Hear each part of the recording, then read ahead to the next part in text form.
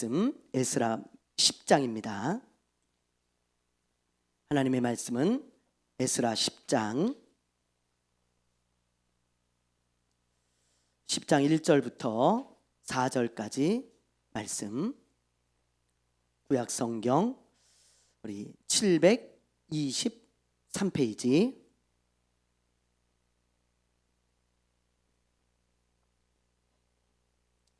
에스라 10장 1절부터 4절입니다. 구약 성경 723페이지 우리 한 절씩 교독하도록 하겠습니다.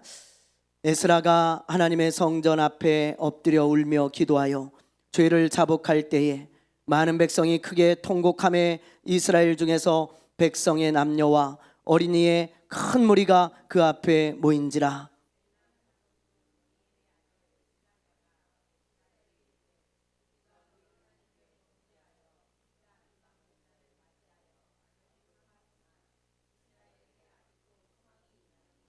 곧내 주의 교훈을 따르며 우리 하나님의 명령을 떨며 준행하는 자의 가르침을 따라 이 모든 아내와 그들의 소생을 다 내보내기로 우리 하나님과 언약을 세우고 율법대로 행할 것이라.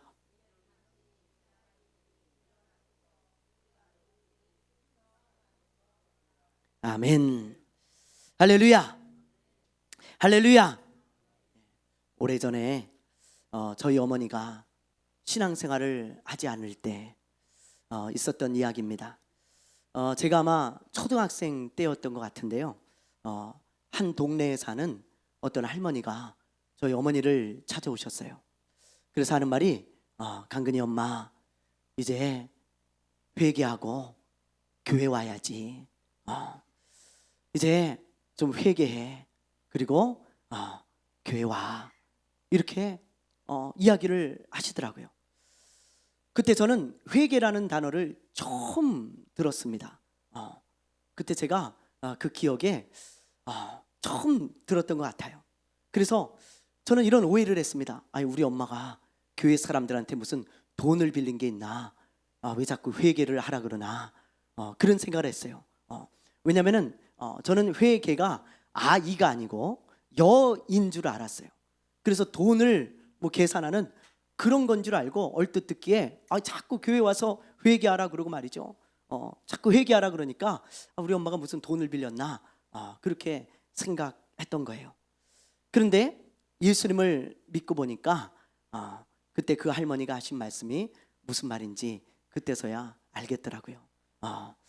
이제 회개하고 예수님을 믿으라는 그런 말이잖아요. 이처럼 회개는요 크리스천들이 자주 사용하는 단어지 일반인들은 잘 쓰지 않는 단어입니다. 제가 신앙생활을 시작했을 때 회개라는 말을 참 많이 들었어요. 목사님도 말씀을 전할 때 회개하라고 말씀을 하시고 찬양 가사 중에도 회개가 있고요. 또 기도할 때마다 회개합니다. 회개합니다. 그런 말을 참 많이 하더라고요. 그래서 참 많이 교회 안에서 들었는데 예수님을 믿은 지 얼마 되지 않았을 때는 회개가 뭔지, 진짜 참된 회개가 뭘까 그런 것을 생각해 본 적도 없고요. 그리고 회개가 뭔지 제대로 알지도 못했었습니다. 혹시 여러분들 참된 회개가 무엇인지 알고 있습니까? 많은 사람들은 그저 회개를 하나님께 용서를 구하는 것, 그리고 잘못을 비는 것, 그 정도로만 알고 있어요. 그런데 회개는 그렇게 가벼운 것이 아닙니다. 여러분, 그 이상입니다. 그래서 오늘 이 회개의 사람인 이 에스라를 보면서 우리가 회개에 대해서 오늘은 좀 하나님의 말씀을 함께 나눌까 합니다. 여러분, 참된 회개란 무엇일까요? 먼저 에스라가 어떤 사람이고 어떤 일을 했는지 먼저 그 배경을 말씀을 드릴게요. 해마다 여러분 추석이나 설이 되면 귀성길이 엄청 막히잖아요. 이번에도 설 때 차가 참 많이 막혔다 그래요. 여러분 갔다 오신 분들 경험하셨겠지만 서울에서 부산까지 한 10시간, 그리고 대구까지 한 6, 7시간 걸렸다 그럽니다. 새벽에 출발해서 막 밤에 도착하고 보통 추석이나 설 때는 그러잖아요. 저도 우리 장모님 댁에 한 4시간 정도면 가는데 어떨 때는요 막 7, 8시간 막 한 10시간 정도도 간 적도 있는 것 같아요. 귀성길이 그렇게 막힙니다. 그런데 여러분, 그런데도 왜 가요? 왜? 부모님이 고향에 계시고, 그리고 그동안 보지 못했던 그런 가족들을 볼 수 있다는 그 기쁨에 우리가 그 어려운 길도 마다하지 않고 가는 거 아니겠습니까? 그래서 즐거운 시간을 보내고 그렇게 오랜만에 가족들과 함께 좋은 시간을 보내고 오는 거 아니겠어요? 예. 그래서 우리가 차가 많이 막혀도 귀성에 그 길을 가는 거죠. 그런데 아무리 가고 싶어도 갈 수 없는 사람들이 있어요. 그렇죠? 뭐 예를 들면 북한이 고향인 저 실향민들, 그런 사람들은 가고 싶어도 고향에 가지를 못합니다. 그래서 저 통일전망대 같은데 이렇게 모여가지고 하염없이 저 북한 땅을 바라보고 있잖아요. 그러면서 어떤 분들은 울기도 하더라고요. 내가 살아생전에 저 북한 땅을 가볼 수 있을까? 그러면서 울기도 해요. 우리 김청송 집사님도 우리 고향이 북한이시죠? 네. 고향을 잘 못 가시잖아요. 잘 못 가는 게 아니고 못 가시죠. 그렇죠? 그러면 얼마나 그게 마음 아픈 일인지 몰라요. 그렇죠?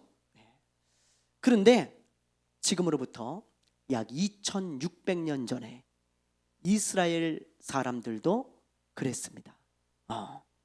가고 싶어도 이스라엘 고향 땅을 가지 못했어요.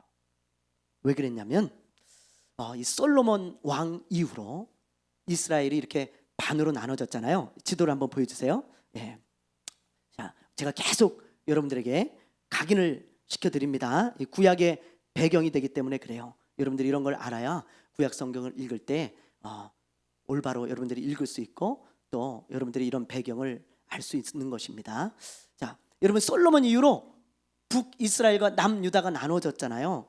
그렇죠? 이스라엘이 한 930년에 이렇게 나눠졌는데 BC, 이 북이스라엘은요 BC 722년에 멸망을 합니다. 그리고 이 남유다는 한 150년 정도 더 있다가 BC 586년에 멸망을 하게 되어져요. 저 바벨론에 의해서 바벨론의 침공으로 멸망을 하게 되어집니다. 그래서 이 남유다에 있던 저 이스라엘 백성들이 저 먼 나라인 바벨론으로 다 포로가 되어서 끌려갔어요. 자, 다음 장 한번 넘겨줘 보세요. 이렇게 여기가 이제 예루살렘이잖아요. 남유다가 있었던 예루살렘인데 이렇게 먼 나라입니다. 이 바벨론, 지금의 저 이라크 땅 정도 돼요. 그래서 이 바벨론으로 수많은 사람들, 거의 대부분의 남아있던 이스라엘 사람들이 포로로 끌려간 거예요. 그래서 이 땅에서 얼마나 사냐? 70년을 살아요. 70년. 여러분, 말이 70년이지 나라가 없이 남의 땅에서 포로가 되어가지고 70년을 산다는 것은 엄청난 고통이죠. 서러움이죠. 이건 뭐 경험해보지 못한 사람들은 이건 모를 거예요. 그렇죠? 예. 여러분, 이 땅에서 70년 동안 사는 동안 이 고향 땅을 바라보면서 얼마나 울었겠습니까? 가고 싶어도 가질 못하는 거예요. 아무리 가고 싶어도 갈 수가 없습니다. 나라가 멸망해가지고 나라가 다 초토화되고 그런 상황이기 때문에 갈 수가 없는 상황인 거예요. 그러니 여러분, 정말 이 사람들의 이 서러움은 뭐 헤아릴 수 없었을 거예요. 그런데 이런 서러움을 겪다가요, 하나님이 70년 만에 다시 이 이스라엘로 돌아올 수 있는 길을 열어주십니다. 예, 하나님이 이 고레스라고 하는 왕이 명령을 해요. 이 바벨론 땅에 살고 있는 이스라엘 백성들은 너희들 고향으로 돌아가도 좋다, 너희들 땅으로 돌아가도 좋다, 그런 칙령을 내립니다. 이게 고레스 칙령이거든요. 그래서 다시 이 바벨론에 있던 이스라엘 사람들이 요 본향으로 지금의 이스라엘 땅으로 돌아오는 거예요. 그런데 한꺼번에 돌아오지 않아요. 한꺼번에 돌아오지 않고 세 번에 걸쳐서 돌아오게 되어집니다. 자, 우리 다음 한번 좀 넘겨줘 보실래요? 자, 1차로 돌아올 때는요, 언제냐면 BC 537년이거든요. 여기 바벨론에서 첫 번째로 이렇게 돌아온 그룹이 있었어요. 그때 대표가 누구냐면 바로 스룹바벨이에요. 우리가 지지난주인가요? 몇 주 전에 찬양했죠? 큰 산아 스룹바벨 앞에서 평지가 되리라, 그런 찬양했죠? 예, 그때 그 스룹바벨이 요 스룹바벨입니다. 이스라엘 사람들을 데리고 1차로 돌아온 거예요. 그리고 두 번째로 돌아오는 그룹이 있었어요. BC 458년에 이스라엘 백성들을 데리고 두 번째로 돌아오는데, 요때 데리고 돌아온 대표가 누구냐면 에스라예요. 에스라. 여러분, 오늘 우리가 지금 읽은 에스라, 이 사람이 이스라엘 사람들을 데리고 돌아온 거예요. 그리고 3차로 돌아오는데 BC 445년, 444년 이때 돌아오는데요. 그때 대표가 누구냐면 느헤미야입니다. 느헤미야. 여러분들 이런 것들을 알아두시면 돼요. 그래서 오늘 요 에스라 이야기를 할 거예요. 이 에스라가요, 이 바벨론에서 이스라엘 백성들을 데리고 요 예루살렘에 돌아왔을 때 무슨 일을 했냐면, 정말 에스라가 돌아와서 보니까요, 통탄할 일이 일어났던 거예요. 에스라가 고국에 돌아와가지고 보니까 이미 1차 때 이스라엘 백성들이 이렇게 돌아와서 살고 있잖아요. 그렇죠? 두 번째로 돌아와서 보니까 에스라가요, 정말 과간도 아닌 거예요. 그래서 에스라가요, 마음이 얼마나 아픈지 하나님 앞에 애통하며 회개했어요. 자, 왜 그랬는가? 우리 한번 볼게요. 에스라 9장 1절부터 2절입니다. 우리 세번역 성경으로 우리 한번 읽어볼게요. 자, 한번 읽어봅니다. 시작. 이러한 일들을 마친 다음에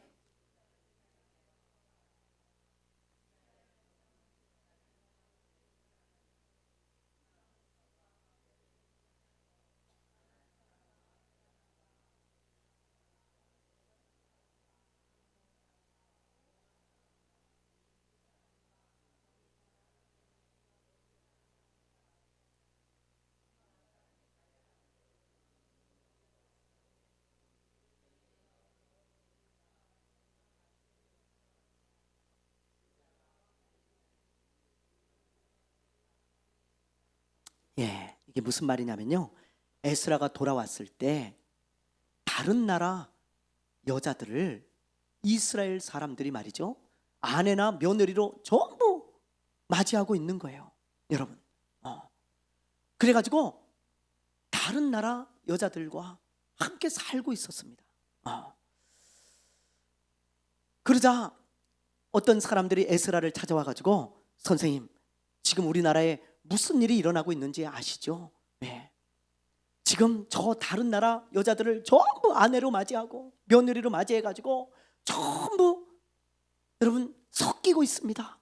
이스라엘 사람과 저 다른 나라 사람들이 다 섞여가지고요, 이게 무슨 난장판도 아닙니다. 심지어 이스라엘의 지도자라고 하는 사람들, 높은 사람들이 그 일에 더욱 앞장을 서고 있습니다. 그러니 어떡합니까?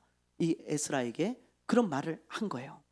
여러분, 이게 왜 문제가 되냐면요, 이스라엘은요 아주 독특한 나라입니다. 여러분, 이스라엘에 대해서 우리가 잘 알아야 돼요. 이스라엘은 하나님이 아브라함을 통해 세우신 나라죠. 그런데 목적이 있어서 세우신 거예요. 그 목적이 뭐냐?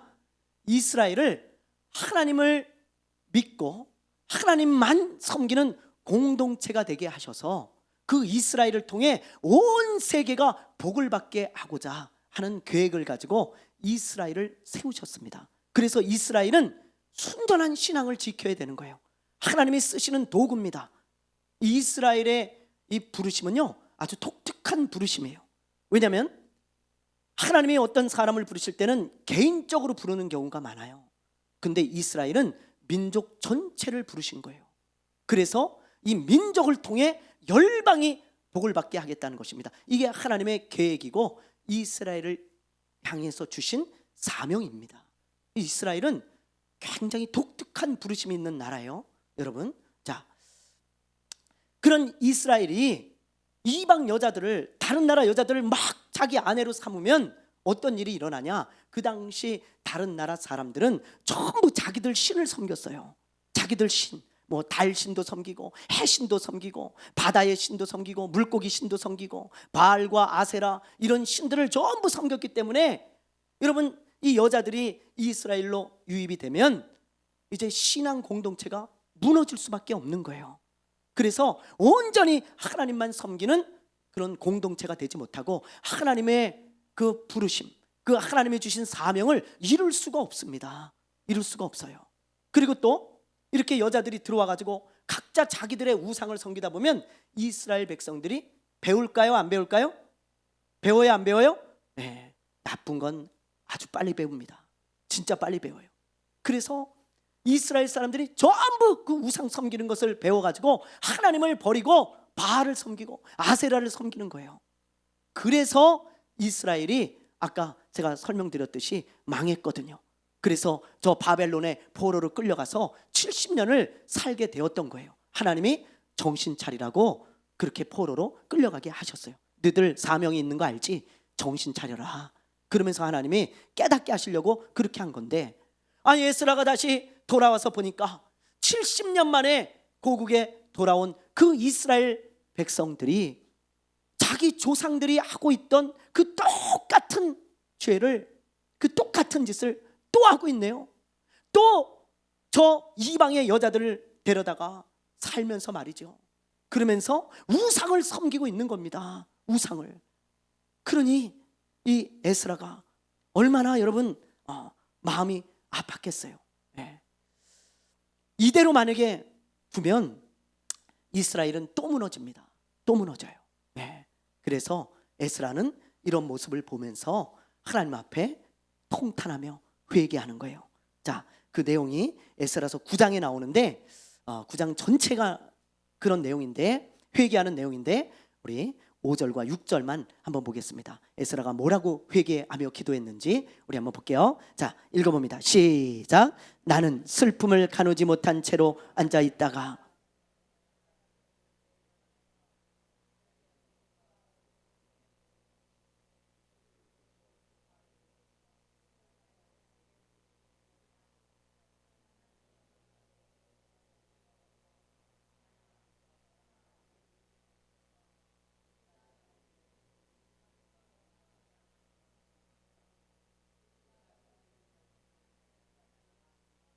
여러분 보세요.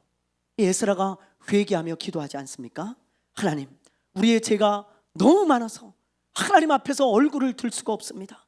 우리 조상들의 죄 때문에 나라가 망해서 저 바벨론의 70년간 포로로 우리가 끌려갔었는데, 근데 다시 돌아온 저 이스라엘 백성들도 똑같은 짓을 하고 있으니 하나님 이거 어떡합니까? 그러면서 에스라가요, 죄를 뒤집어 쓰고 옷을 찢고 거룩한 손을 들고 하나님 앞에 회개하며, 하나님 우리의 죄를 용서해 달라고, 하나님 우리의 죄를 용서해 달라고 그러면서 울며 기도하고 있는 거예요. 여러분, 여기서 우리는 이 에스라를 보면서 어떤 사람이 회개할 수 있는지 우리가 그걸 알 수 있죠. 여러분, 어떤 사람이 회개할 수 있을까요? 회개. 어떤 사람이 회개할 수 있을까? 이스라엘 백성들은 죄가 죄인지 몰랐어요. 그러나 에스라는 죄가 뭔지 압니다. 죄가 뭔지. 여러분, 어떤 사람이 회개할 수 있냐면 죄가 무엇인지 아는 사람이 회개할 수 있는 거예요. 회개라는 것은 하나님께 용서를 구하는 것이잖아요. 그런데 죄가 뭔지를 몰라. 그러면 어떻게 회개할 수 있겠어요? 죄가 뭔지 모르는 사람은 절대로 회개할 수가 없습니다. 많은 사람들은요, 이런 것만 죄인 줄 알아요. 살인을 저지르는 것, 도둑질하는 것, 사기치는 것, 이런 것만 죄라고 생각해요. 그래서 당신 죄인입니다. 그러면요, 마음에요 거부감이 있습니다. 그러면서 목사님, 제가 왜 죄인입니까? 저는 살인한 적도 없고요, 사기친 적도 없고요, 저는 도둑질한 적도 없습니다. 감옥에 들어갔다 온 적도 없는데 무슨 제가 죄인입니까? 그러면서 오히려 저한테 뭐라 그래요. 인정하지 않습니다. 이런 사람들이 어떻게 회개할 수 있겠어요? 여러분 한번 생각해 보세요. 내가 죄인이라는 걸 모르고 죄가 뭔지를 모르는데 그 사람이 어떻게 회개할 수 있겠냐고요. 그런 사람은 절대 회개할 수가 없어요, 여러분. 그래서 회개하려면 죄가 뭔지를 알아야 됩니다. 죄가 뭔지 성경에서 말하는 죄의 본질이 있어요. 죄의 본질. 여러분, 죄는 히브리어로 하타라 그래요. 하타. 그리고 헬라어로 하마르티아라고 합니다. 근데 이 두 단어가 다 어떤 뜻이 있냐면 빗나가다, 벗어나다, 그런 뜻이 있는 거예요. 하타나 하마르티아. 다 빗나가다, 벗어나다. 그럼 뭘 빗나가고 뭘 벗어났냐? 하나님의 말씀에서 벗어나고 빗나간 것을 죄라고 말하고 있어요. 알기 쉽게 얘기하면 하나님의 말씀에 순종하지 않는 것입니다. 그게 죄예요. 죄의 본질이고요, 여러분. 이게 죄라는 것을 아는 사람은 회개하지 않을 수가 없어요.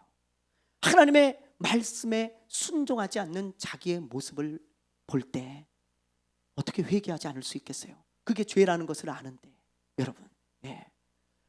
하나님의 말씀에 순종하지 않는 교회의 모습을 볼 때, 민족이나 나라의 모습을 볼 때 그게 죄라는 것을 인식하는 사람들은 회개하지 않을 수 없어요. 엎드리지 않을 수 없다고요.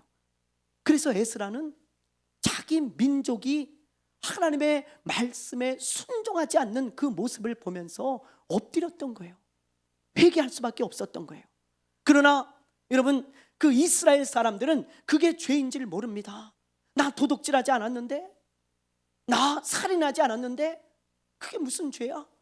그러니 회개할 수는 없는 거예요. 여러분, 죄가 무엇인지 아는 사람은 회개할 수밖에 없어요. 우리 모두 하나님의 말씀을 어기며 살잖아요. 이 세상에 회개가 필요 없는 사람은 단 한 사람도 없습니다, 여러분. 누가복음에 보면 돌아온 탕자 이야기가 나오죠. 돌아온 탕자. 어떤 부잣집에 아들 둘이 있었어요. 근데 그 중에 막내가 아버지에게 이런 말을 합니다. 아버지 돌아가시면 저 그 재산 저한테 줄 거잖아요. 그러니 미리 좀 주십시오. 아버지 돌아가시면 어차피 저한테 다 줄 재산 좀 미리 좀 주시오.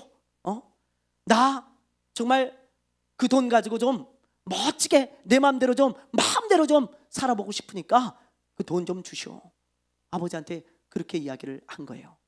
여러분, 이 아버지는 이 이야기를 들었을 때 어떤 마음이었을까요? 결혼도 하지 않은 이 아들이 조금 나이가 먹었다고 아버지에게 자기의 재산을 달라는 거예요. 아버지가 돌아가시지도 않았는데 만약에 그 재산을 주면 그 아들은요, 호랑방탕하게 사치스럽게 그 돈을 다 쓰고 거지가 될 걸 아버지는 알아요. 철도 아직 들지 않았거든요, 여러분. 그래서 그 아버지는요, 그 아들을 망치는 일이기 때문에 그 돈을 줄 수가 없습니다. 그리고 또 생각해 보면 좀 괘씸하죠. 아버지가 시퍼렇게 살아있는데, 그런데 아버지가 죽으면 어차피 줄 돈 나한테 좀 미리 달라는 거예요. 아버지를 내가 죽은 사람으로 취급하겠다는 것입니다. 어차피 아빠 죽잖아. 그러니 나 그 돈 주시오. 얼마나 괘씸해요. 그 이야기를 들었을 때 아버지의 마음이 얼마나 상하고 아팠겠냐 이 말이에요. 그런데 이놈이 아버지의 마음을 모르고 끊임없이 아버지를 조릅니다. 아버지, 나 재산 주세요. 나 재산 주세요. 그러니까 아버지가 할 수 없이 그 재산을 주죠. 그러니까 이 아들이 좋다 그러면서 외국에 나가가지고요, 그 돈을 흥청망청 다 쓴 거예요. 그리고는 거지가 되었을 때 그때서야 비로소 이런 생각을 합니다. 자, 무슨 생각을 했는지 우리 한번 봅시다. 자, 누가복음 15장 17절 우리 18절 한번 읽어볼게요. 자, 한번 읽어보겠습니다. 시작. 그제서야 그는 제정신이 들어서 이렇게 말하였다. 내 아버지의 그 많은 품꾼들에게는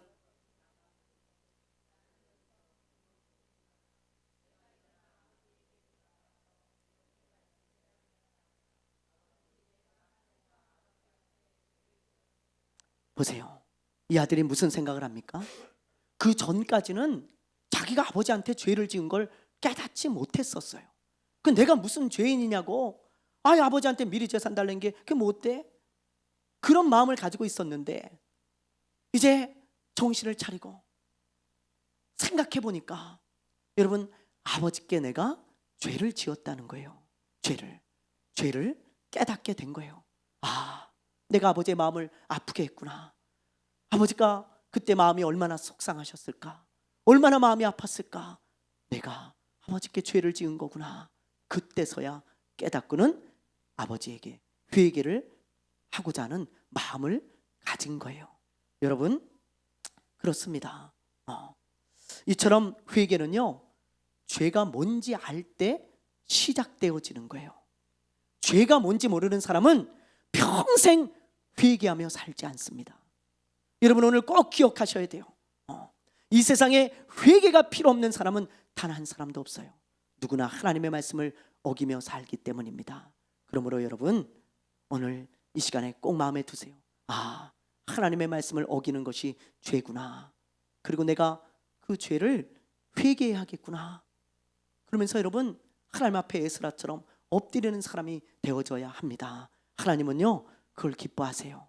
여러분이 하나님의 말씀을 어겼을 때 하나님 앞에 나와 회개하는 것을 하나님은 원하시고 그걸 기뻐하십니다. 그래서 여러분, 우리는 회개해야 할 것은 회개하며 살아야 하는 거예요. 자, 우리가 이것을 살펴볼 수 있고요. 그리고 또 한 가지 회개에 대해서 우리가 알아야 될 게 있어요. 그게 뭐냐? 참된 회개란 어떤 회개인가 라는 것입니다. 여러분, 참된 회개란 어떤 회개일까요? 회개는 단지 입으로만 잘못했다고 하는 게 아닙니다. 회개는 반드시 돌이킴이 있어야 돼요. 돌이킴. 그게 회개의 열매인 겁니다. 열매. 자, 우리 한번 볼까요? 오늘 말씀 우리 2절과 3절을 한번 볼게요. 오늘 말씀 2절 3절 한번 읽어보겠습니다. 시작. 엘람 자손 중 여이엘의 아들 스가냐가 에스라에게 이르되 우리가 우리 하나님께 범죄하여 이 땅 이방 여자를 맞이하여 아내로 삼았으나 이스라엘에게 아직도 소망이 있나니. 3절. 곤대 주의 교훈을 따르며 우리 하나님의 명령을 떨며 준행하는 자의 가르침을 따라 이 모든 아내와 그들의 소생을 다 내보내기로 우리 하나님과 언약을 세우고 율법대로 행할 것이라. 아멘. 여러분 보세요. 여기 보면 에스라가 애통하며 회개하자 그 소식을 들은 이스라엘 백성들이 에스라 주변에 모여들어서 함께 회개하기 시작합니다. 그래서 큰 무리가 함께 회개하는 놀라운 회개의 역사가 나타났어요. 그런데 이 사람들이 회개하고 나서 에스라에게 하는 말을 보세요. 뭐라 그럽니까? 뭐라 그래요? 선생님, 우리가 이제 하나님 앞에 회개했습니다. 그러니 우리가 저 이방 여자들, 저 다른 나라 여자들을 다 자기 나라로 돌려보내겠습니다. 그러니 너무 상심하지 마십시오. 그렇게 에스라에게 이야기를 하는 거예요. 여러분, 이게 참된 회개라는 거예요. 참된 회개. 만약에 이 사람들이 회개하고 나서 아무런 조치도 하지 않았더라면 그게 무슨 참된 회개겠습니까? 또 우상을 섬기고 또 하나님의 말씀을 어기며 살아가는데 그게 무슨 회개겠어요? 여러분, 돌이킴이 있어야 회개라는 것입니다. 그래서 회개라는 단어는 헬라어로 메타노이아인데 이 메타노이아는 죄를 깨닫고 돌이키다라는 뜻이에요. 돌이키다. 여러분, 회개가 한문입니다. 근데 회가 무슨 회인지 아세요? 뉘우칠 회예요. 개는 무슨 개인지 아세요? 고칠 개입니다. 뉘우치고 고치는 게 참된 회개예요. 회개. 근데 많은 사람들이 회까지는 잘해. 뉘우치기는 잘해요. 하나님 앞에 용서해 주십시오. 죄를 자백하고 뉘우치고 하나님 앞에 회개기도 합니다. 근데 거기서 끝나요. 그건 참된 회개가 아니에요. 개까지 가야 그게 참된 회개인 겁니다. 그래서 여러분, 침례 요한은 회개하고 침례를 받은 무리들을 향해서 회개에 합당한 열매를 맺으라 그랬어요. 그때 사람들이 물어요. 선생님, 우리가 어떻게 하면 좋겠습니까? 그때 요한이 뭐라 그랬습니까? 세리들은 정해진 세금 외에 더 많은 것을 이제부터 걷지 말아라. 또 도둑질하는 사람들은 이제부터 도둑질하지 마라. 간음하는 자들은 이제부터 간음하지 마라. 그렇게 말씀하셨어요. 여러분, 그게 회개의 열매죠. 열매, 참된 회개인 것입니다. 대도 조세영이라는 사람을 여러분 아실 거예요. 그렇죠? 한때 세상을 떠들썩하게 했던 대도 조세영. 뭐 부잣집만 골라가지고 도둑질을 했다 그래서 큰 도둑이다. 그래서 대도라는 별명이 붙었습니다. 근데 뭐 어쨌든 뭐 큰 도둑이든 작은 도둑이든 도둑이니까 죄를 지었죠. 그래서 감옥을 몇 번을 들락날락 했거든요. 그런데 그 감옥에서 이 사람이 예수님을 만나고 회개했다는 거예요. 회개. 그리고 나중에 목사가 되고 싶어서 신학 공부까지 했다는 소리를 제가 들었어요. 네. 그러자 이 교회 저 교회에서요 막 간증을 해달라고요 이 사람을 초청하기 시작했습니다. 이런 사람이 간증하면 은혜가 되잖아요. 그렇죠? 저 같은 사람이 그냥 이렇게 간증하면 아이 목사님 그게 뭐예요? 별거 없네. 그리고는 별거 아닌 거로 생각하는데 대도 조세영이 회개하고 예수님을 믿는다 그러니까 그냥 막 사람들이 와 대단하다 그러면서 막 박수를 치고 막 여기저기서 초청을 하고 그랬습니다. 요즘 간증 집회가 자꾸 예능처럼 돼가는 것 같아서 좀 마음이 아프긴 해요. 왜냐하면 뭔가 좀 자극적인 것이 있어야 사람들이 좋아하는 것 같아. 그래서 은혜를 받는 것 같고 그래서 자꾸 예능처럼 돼가요. 참 마음이 아파요. 어쨌든 이렇게 여러 군데서 간증을 하고 다녔는데 제가 그때 이런 생각을 했습니다. 회개했다고 그러는데 조금 더 지켜봐야 되지 않나. 아니 감옥에서 나온 지 얼마나 됐다고 여기저기 불려다니면서 간증을 시키나. 좀 지켜보고 좀 두고 봐야 되지 않을까. 그런 생각을 제가 가졌었거든요. 근데 아니나 다를까 이 사람이 또 도둑질을 한 거예요. 자, 보여주세요. 그래서 이런 뉴스가 나왔습니다.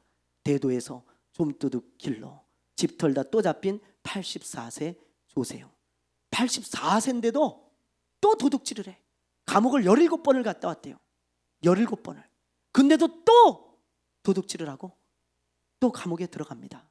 여러분, 이게 여러분 진짜 회개한 사람 맞나요? 이게 참된 회개일까요? 그럼 우리는 깊이 생각해 봐야 됩니다.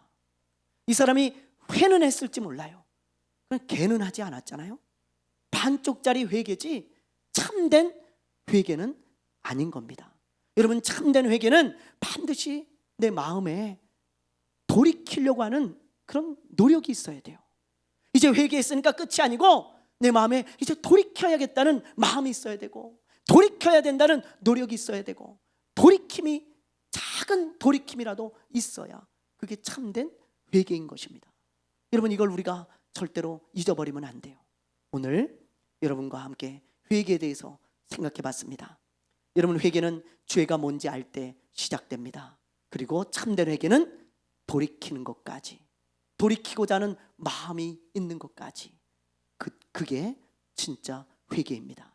오늘 이 시간에 여러분 이 두 가지를 잊지 말고 참된 회개를 하며 살아가는 저와 여러분 되시기를 주님의 이름으로 축원합니다. 축원합니다. 축원합니다. 찬양하겠습니다. 언제나 내 모습